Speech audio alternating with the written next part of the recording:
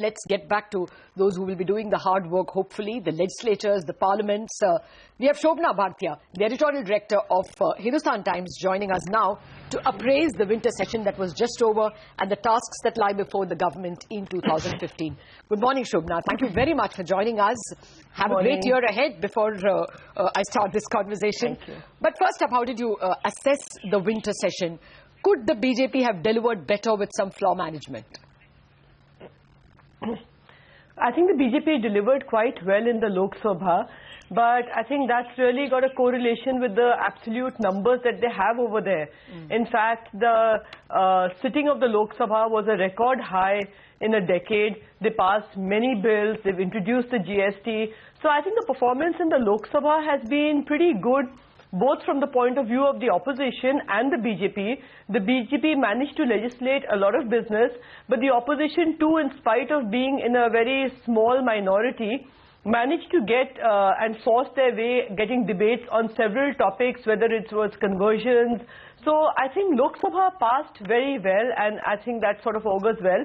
Rajya Sabha, of course, we are well aware of the deadlock, which I think the BJP with their floor management could have handled better.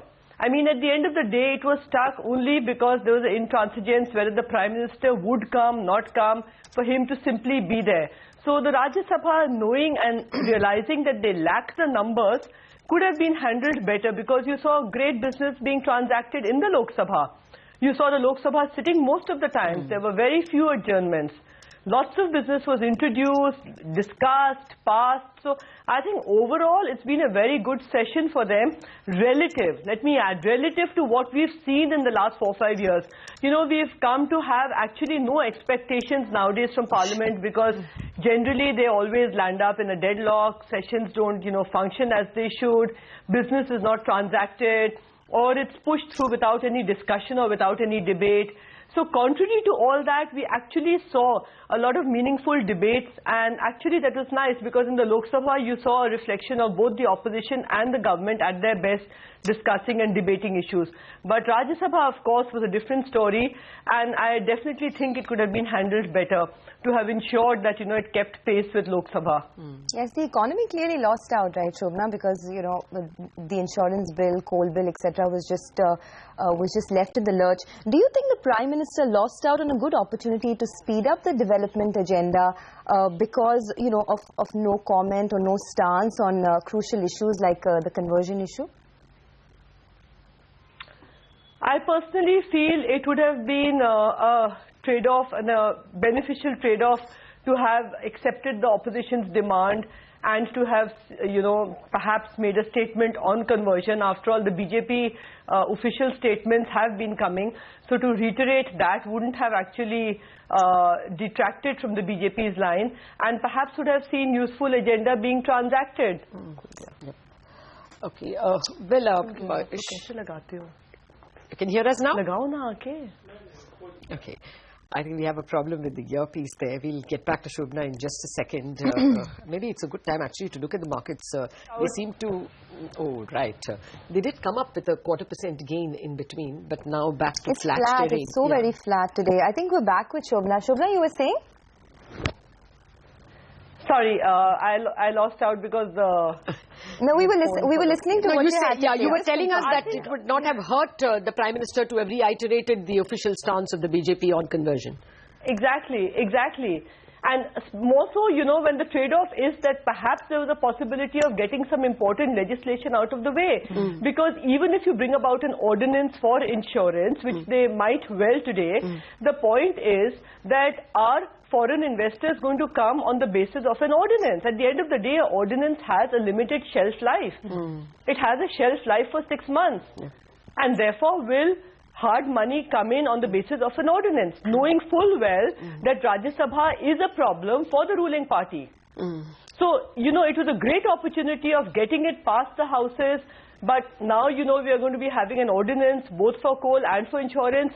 I think it was a much needed bill, and I think it would have done a great deal of good if it had passed. It would have given the much needed fillip that we are looking for to our economy. And I'm not quite sure whether the ordinance will actually achieve the same outcome. Okay. Well, there is that air of uncertainty with an ordinance. People are or may want to just hold back and wait for it to actually become a law before they actually bring in the hard cash.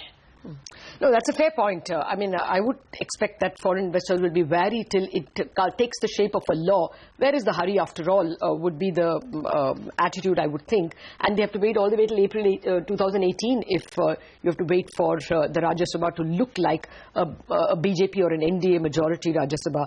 But Shobna, more on the ground, the BJP has made headway in 2 more states, and in one of them, of course, it's going to form government. Do you think that we can expect better delivery? A lot of things are stuck at the state government level, mining cases for sure. And then, of course, a lot of foreign investment heartburn can be seen in states like Tamil Nadu as well, Nokia, and now there are union movements in the Nissan plant as well. Do you think that with more states going the BJP way, we are going to see some hard action at all? I think in the states that are going in the BJP way, you will see a certain continuity in terms of policies and therefore in terms of administration. And I think that should augur well for us as a nation. But of course, having said that, states like Tamil Nadu and all are still pretty much out of the BJP's kitty in the foreseeable future. But yes, I definitely think that many more states going their way would help in terms of having greater homogeneity and greater continuity of policy. Which perhaps would augur well, because the BJP has been looking at, for instance, hardcore reforms like the labour reforms. In fact, it started off with a state, Rajasthan started it, and now the centre has brought in certain amendments and all. So I think the more states that actually go to their kitty, there may be a certain uniformity in terms of the policies that they plan to follow, and therefore the much needed reforms that are actually necessary to take us to that so-called higher growth that they're looking for. So, and also for Jharkhand, I think, you know, to have a single party rule after a long time, and especially being a troubled state, but being a very mineral-rich state, I think it augurs well for it. Okay.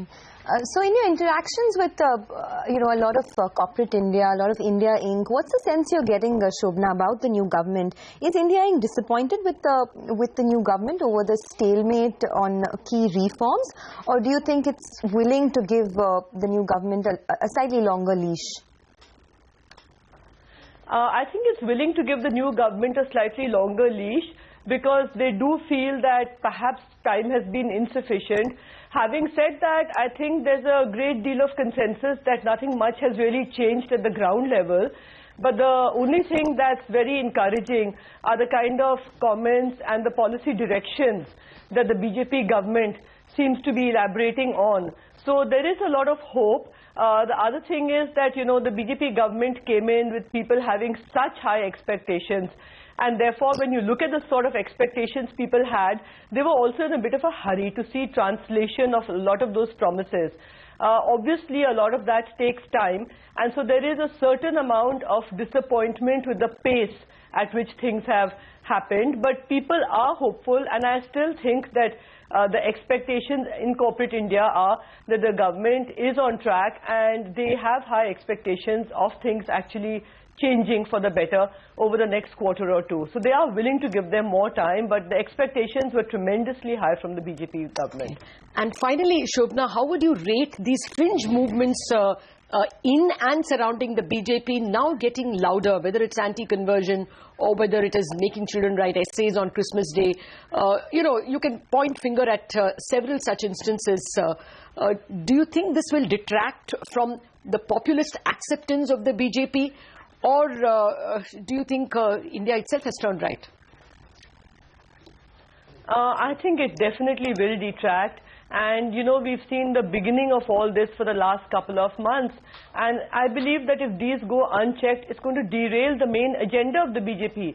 The BJP came in with promises of good governance, of development, of weeding out corruption. But the discourse has changed in the last couple of months. So whether it's the discourse through the media, whether it's when you meet civil society, the discourse has changed. There is a lot of concern. And even though the BJP has been coming out and issuing statements, a lot more needs to be done, especially with the Prime Minister, and more so when he's a very articulate and a communicative Prime Minister. He's generally very communicative. He comments on issues, so people are wanting some reassurance. And it does derail the main agenda and the plank on which the BJP comes, and it is something which is rather disturbing. So what do you see as the solution to all this? I mean, so far the Prime Minister, if he had to make a comment, he would have, but since he's chosen to not take a stand at this point, do you just see this process hang in limbo for a while? What do you think could be the solution going ahead? Well, the ideal solution would be that if it just dies down, but I don't know whether the fringe element will allow that to happen. Was it a one-off? Were they testing the waters? Or is there going to be some sort of continuity in this sort of crazy behavior? One doesn't really know that.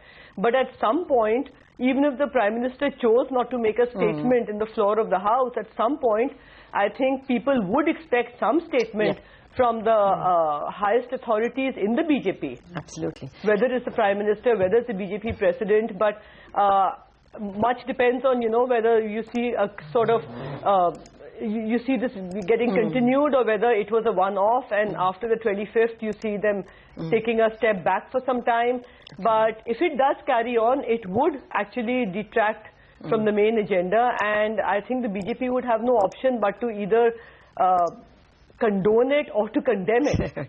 Yeah, I agree with you. You can't be silent. You can't be a silent bystander to it. Yeah, beyond the point, not making a statement. Whether you're supporting what's happening, is it happening, with your willingness, or what the position is. Okay. No, fair point. Not making a statement is also a statement beyond a point.